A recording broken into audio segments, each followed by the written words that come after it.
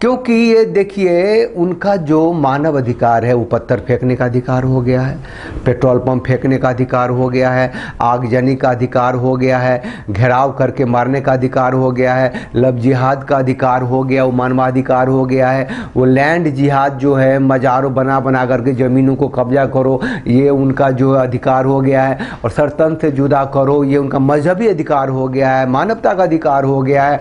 वो वंदे मातरम नहीं कहेंगे, वो उनका धार्मिक अधिकार है, मजहबी अधिकार है, भारत माता की जय नहीं कहेंगे, फिर भी खुद को देशभक्त कहेंगे और उनकी स्थिति इस देश के पहले दर्जे के नागरिक के रूप में है, जिसे मोदी जी ने बनाया है पसमंदा तुष्टिकरण को लेकर के, सूफी मुसलमानों के तंत्र को लेकर के। मुसलमानों को मुख्य धारा में शामिल करने का मतलब हिंदुओं को धो के पीट के सुखा के ख़त्म कर देना तो नहीं होता है, और ऐसा ही हो रहा है।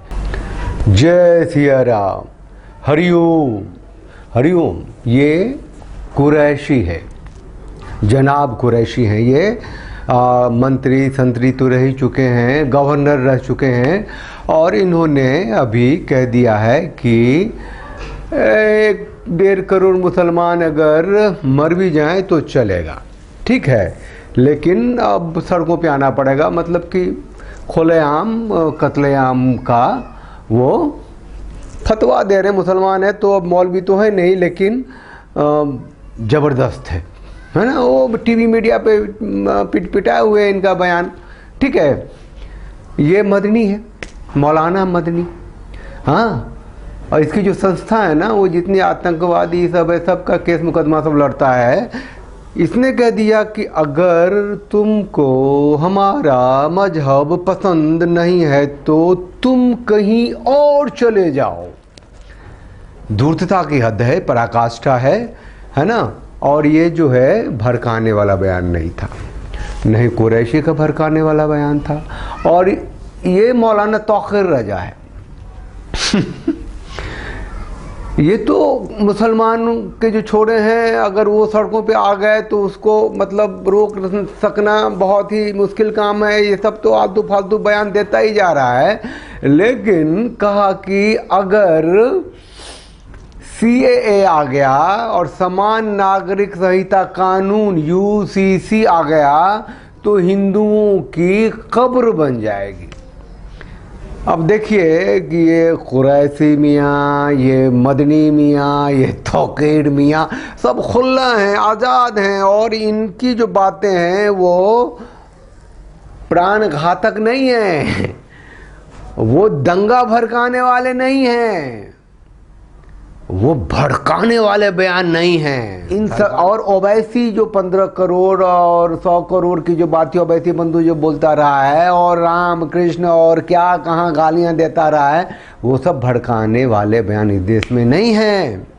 इस देश में भड़काने वाले बयान होते हैं नुपुर शर्मा के, और उसके बाद गले कटते हैं, उसके बाद भारतीय जनता पार्टी को फ्रिंज एलिमेंट कहती है और वो गायब हो जाती है। उसकी ज़िंदगी है या नहीं है, वो सांस ले रही या नहीं ले रही है, किसी को पता नहीं है। काजल हिंदुस्तानी का बयान जो है वो भड़काने वाला हो जाता है, उसको जेल की सज़ा हो जाती है।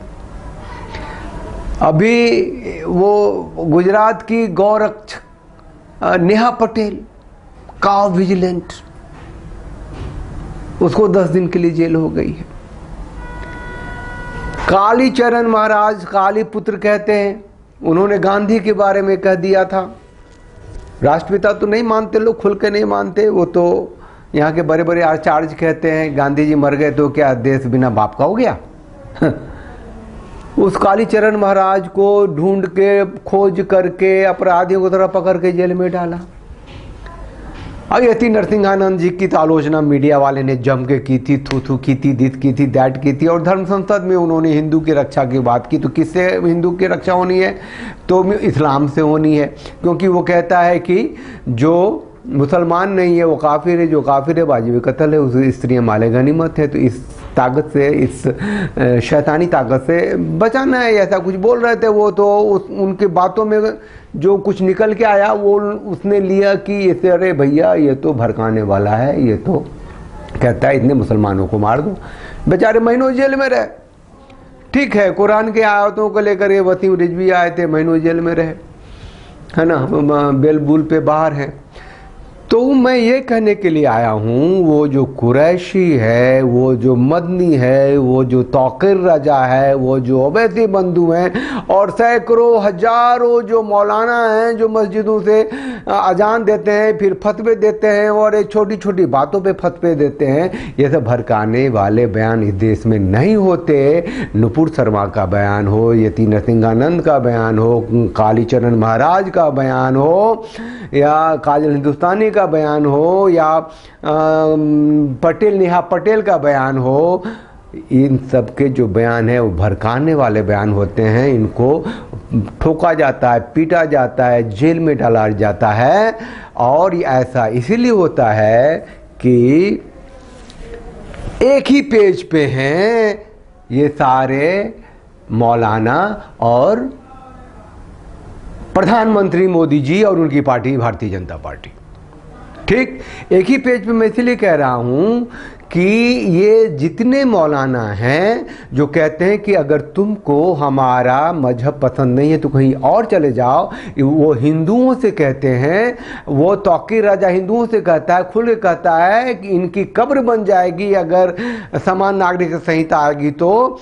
और गले कट जाते हैं कन्हैया से लेकर के, कोहली से लेकर के, और फिर यहाँ तक कि सुप्रीम कोर्ट का जज तक कहता है कि उसकी नुपुर शर्मा के बयान के कारण इतना देश में दंगे हुए हैं। तो उसका सीधा अर्थ ये होता है कि एक आदमी है, एक वर्ग है, एक वो मुसलमान का जो तंत्र है, जो इस्लामिक सत्ता है भारत में, वो इसको इस्लामिक राष्ट्र बनाना चाहती है। और उनके वोट को लेकर के मोदी जी जो हैं बने रहना चाहते हैं, जबकि हिंदुओं का वोट क्या कम था। हिंदुओं के वोट से, हिंदुओं मतलब वो हिंदुओं का चेहरा लेके आए और हिंदुओं के वोट से देश की सत्ता पर काबिज हैं 10 सालों से। फिर उनको इस ताकत की जरूरत क्यों पड़ी, वो तो वही बताएंगे। अब कहने के लिए तो कहते हैं कि भैया इस्लामिक देशों से उन्होंने माला पहने, बड़े बड़े पुरस्कार लिए, और विश्व स्तर पर उनको अपनी छवि भी बनानी है, भारत को विकसित भी करना है, तो मुसलमानों का अपीजमेंट करना पड़ेगा। वो उनका एक प्रयोग है। तो उस प्रयोग में जो हिंदू जो हैं वो 2 दर्जे के नागरिक हो चुके हैं। हर शोभा यात्रा पे पत्थरबाजी, आगजनी, नूह हो जाता है, मेवात हो जाता है, इधर मणिपुर हो गया है। ये सब अचानक से 2.5-3 सालों में बहुत ज़्यादा बढ़ गया है। इसीलिए कि लोग समझ गए हैं कि जो भारत का जो प्रधानमंत्री है, जो मोदी है, उनकी जो पार्टी है भारतीय जनता पार्टी है, और वो जिस मदर इंस्टीट्यूशन से निकल के आई है, राष्ट्रीय स्वयंसेवक है, ये सब मिल करके मुसलमानों का तुष्टिकरण कर रहे हैं, तृप्तिकरण कर रहे हैं। और ये सही वक्त है कि इनकलाब किया जाए, उठाया जाए और देश को ऐसी स्थिति में ले आया जाए जहां कि ये जो बहुमत हैं वो डर के पीछे हट जाए और देश में इस्लामिक सत्ता, शरिया लागू हो जाए। क्योंकि ये देखिए, उनका जो मानव अधिकार है वो पत्थर फेंकने का अधिकार हो गया है, पेट्रोल पंप फेंकने का अधिकार हो गया है, आगजनी का अधिकार हो गया है, घेराव करके मारने का अधिकार हो गया है, लव जिहाद का अधिकार हो गया, वो मानवाधिकार हो गया है। वो लैंड जिहाद जो है, मज़ारों बना बना करके ज़मीनों को कब्जा करो, ये उनका जो अधिकार हो गया है। और सरतन से जुदा करो, ये उनका मजहबी अधिकार हो गया है, मानवता का अधिकार हो गया है। वो वंदे मातरम नहीं कहेंगे, वो उनका धार्मिक अधिकार है, मजहबी अधिकार है, भारत माता की जय नहीं कहेंगे, फिर भी खुद को देशभक्त कहेंगे। और उनकी स्थिति इस देश के पहले दर्जे के नागरिक के रूप में है, जिसे मोदी जी ने बनाया है। पसमंदा तुष्टिकरण को लेकर के, सूफी मुसलमानों के तंत्र को लेकर के, मुसलमानों को मुख्य धारा में शामिल करने का मतलब हिंदुओं को धो के, पीट के, सुखा के ख़त्म कर देना तो नहीं होता है। और ऐसा ही हो रहा है।